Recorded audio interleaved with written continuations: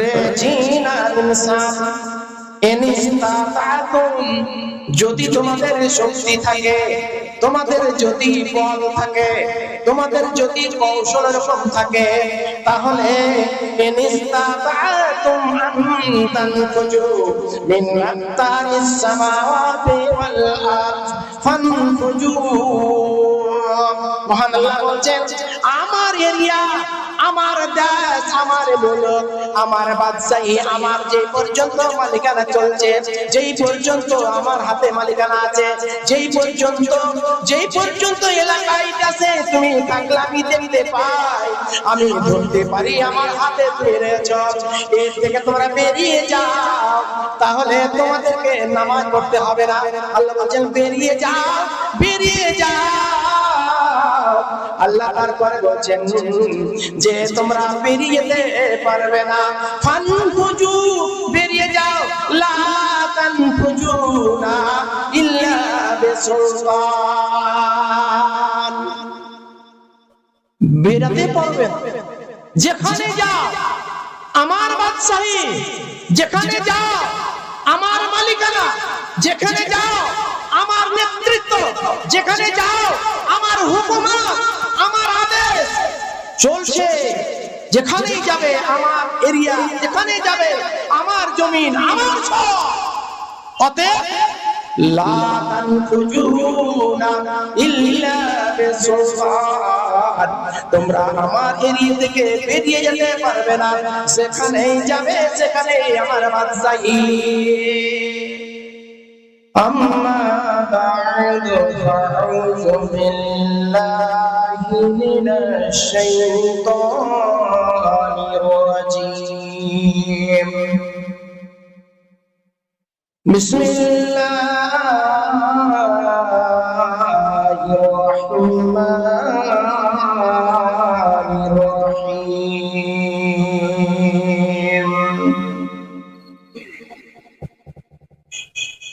يا معشر الجن والإنس إن استطعتم أن تنفذوا من أقطار السماوات والأرض فانفذوا لا تنفذون إلا بسلطان.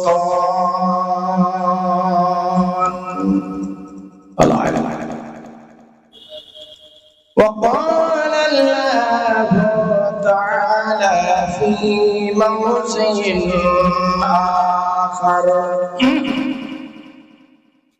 أعوذ بالله من الشيطان الرجيم.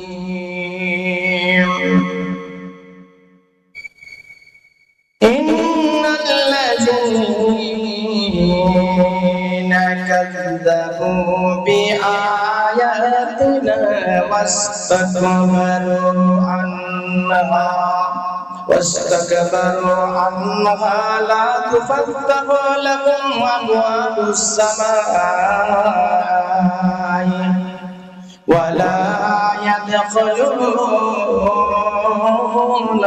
الجنة حتى يلج الجمل في سم الخياط.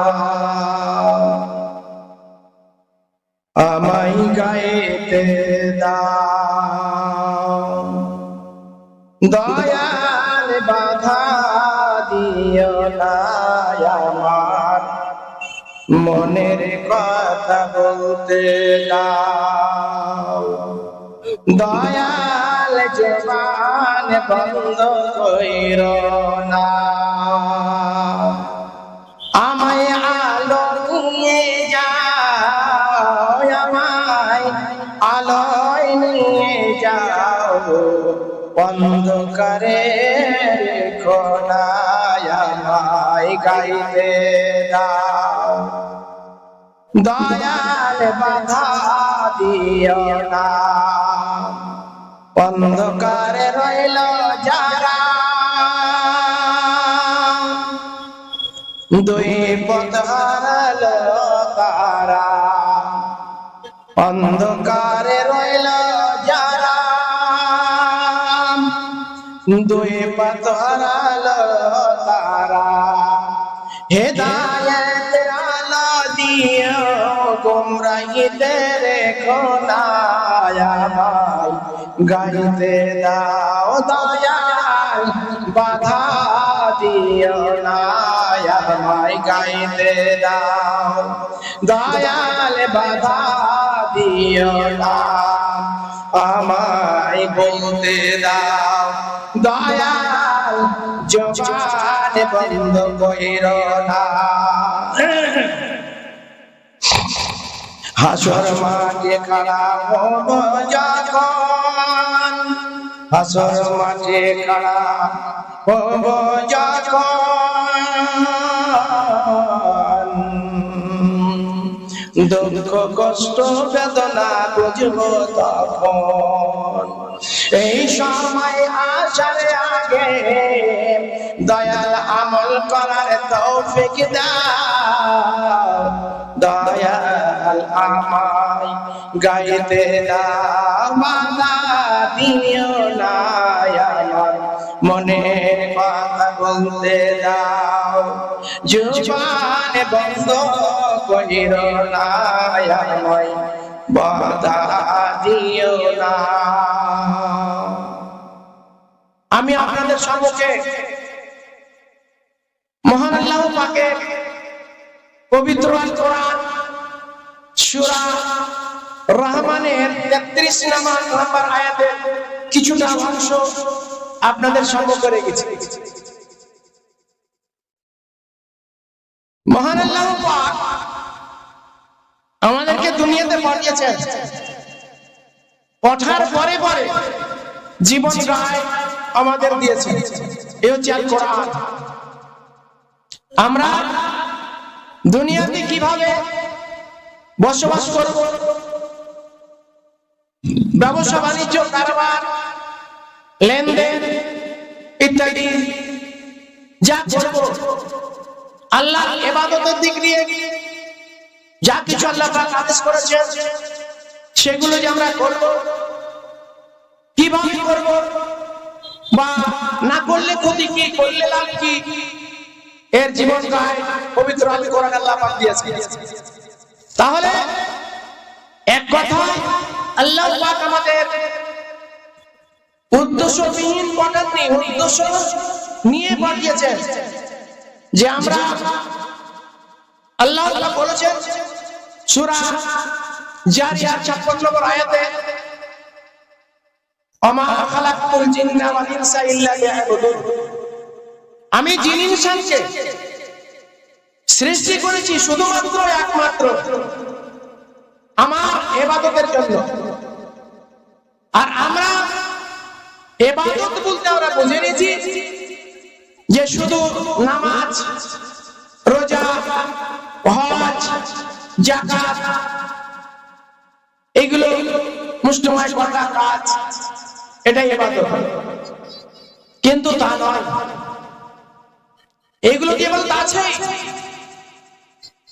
নামাজ তো ফরজ আছেই, কালেমা পড়ে আপনাকে মুসলমান হতে হবে, কালেমা শাহাদাত না পড়লে মুসলমান হবেন না, নামাজ পড়তে হবে, নামাজ না পড়লে আপনি মুসলমান থাকবেন না, হজ করতে হবে জীবনে একবার, যদি আল্লাহ আপনাকে অর্থ দেন তাহলে অবশ্যই একবার করতে হবে, না করলে তারও জবাবদাহি করতে হবে।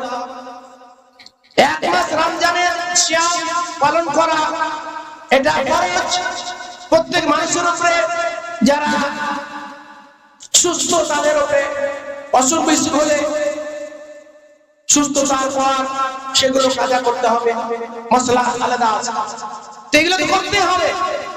কিন্তু আল্লাহ পাক শুধু এই কয়টা বিষয়, এই এত বড় কোরআন দেননি, অনেক কথা আছে, হালাল হারাম, জায়েজ না জায়েজ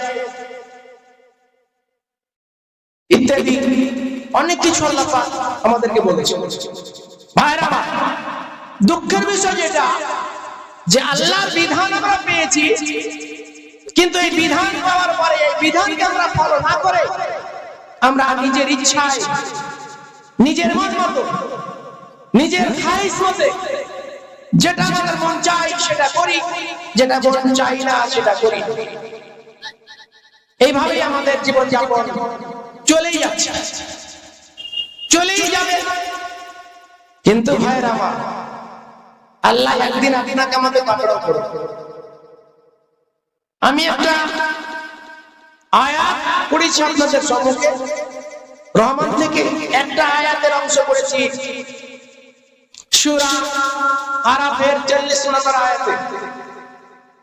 এই দুটো আয়াত থেকে আমরা যা অনুভব শুনে করব, যে আমরা দুটো কাজ যদি জীবনে আমরা করতে পারি, তাহলে আল্লাহ মানে মাতাতে আল্লাহ তত্ত্বাবধানে আল্লাহর দায়িত্বে আমরা থাকবো না, আমরা বেরিয়ে যাব, যা মনে হয় তাই করব। আমাদের কেউ বাধা দিতে পারবে না, আমাদের কেউ রুখতে পারবে না, আমাদের কেউ সতর্ক করতে পারবে না। আমরা স্বাধীনভাবে চলবো। নামাজ পড়তে হবে না, শ্যাম পালন করতে হবে না, হালাল খেতে হবে না, জালসাই করতে হবে না, জালসা আসতেও হবে না, হারাম পথে চলবো, জেনা চুরি চিন্তাই সব করবো। কেউ রুখতে পারবে না, আল্লাহ আমাদের রুখবে না। দুটা কাজ মাত্র আমাদের করতে হবে। যেই দুটো আয়াত আমি পড়েছি, সেখানে আল্লাহ পাক বলেছেন দুটো মাত্র কাজ আপনি আমি যদি করতে পারি, তাহলে আমাদের ধরার কেউ নেই, আমাদের রুখে রাখার কেউ নেই, ইচ্ছা মতন চলতে পারবো। সেটা হচ্ছে মহান আল্লাহ পাক বলছেন, আউযু বিল্লাহি মিনাশ শাইতানির রাজীম, ইয়া মা'আশারাল জিন্নি ওয়াল ইনস। আল্লাহ পাক বলছেন জিন আর ইনসানকে দেখে, ইন ইসতাতা'তুম আন তানফুজু মিন আকবারিস সামাওয়াতি ওয়াল আরদ ফানফুজু লা তানফুজুনা ইল্লা বিসুলতান। আল্লাহ বলছেন, হে জিন আর ইনসান, জিন আর ইনসান এই দুইজনেরই আল্লাহর কাছে জবাবদিহি করতে হবে। আল্লাহ পাক তাদের কাছে জবাব নেবেন। দুনিয়ায় কি করেছে তার কর্মফল সবকিছু আল্লাহ পাক জানবেন, দেখবেন কি করেছো তুমি। একটা কাজ করতে পারলে আল্লাহ আর এটা দরকার হবে না, আপনাকে নামাজ পড়তে বলবে, রোজা করতে বলবে, হালাল খেতে বলবে, বিয়ে শাদী হালাল উপায় ভাবে করতে হবে, এগুলো বলবে না। কি করতে হবে? মহান আল্লাহ পাক বলছেন, রে জিন আর ইনসান ইন ইসতাতা'তুম, যদি তোমাদের শক্তি থাকে, তোমাদের যদি বল থাকে, তোমাদের যদি কৌশল এরকম থাকে, তাহলে ইন ইসতাতা'তুম আন তানফুজু মিন আকতারিস সামাওয়াতি ওয়াল আরদ ফানফুজু। মহান আল্লাহ বলছেন, আমার এরিয়া, আমার দেশ, আমার মুলক, আমার বাদশাহী, আমার যে পর্যন্ত মালিকানা চলছে, যেই পর্যন্ত আমার হাতে মালিকানা আছে, যেই পর্যন্ত এলাকায় আছে তুমি থাকলে আমি দেখতে পাই, আমি ধরতে পারি, আমার হাতে তুমি রয়েছ, এর থেকে তোমরা বেরিয়ে যাও, তাহলে তোমাদেরকে নামাজ পড়তে হবে না। আল্লাহ বলছেন, বেরিয়ে যাও, বেরিয়ে যাও। আল্লাহ তারপরে বলছেন যে তোমরা বেরিয়ে যেতে পারবে না, ফানফুজু, বেরিয়ে যাও, লা তানফুজুনা ইল্লা বিসুলতান।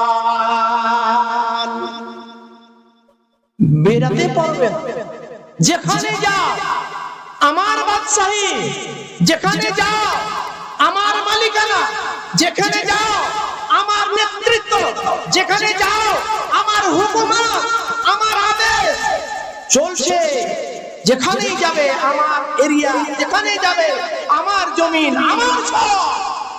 অতএব লা তানফুজুনা ইল্লা যাবে সুলতান, তোমরা আমার এরিয়া থেকে বেরিয়ে যেতে পারবে না, সেখানেই যাবে, সেখানেই আমার বাদশাহী।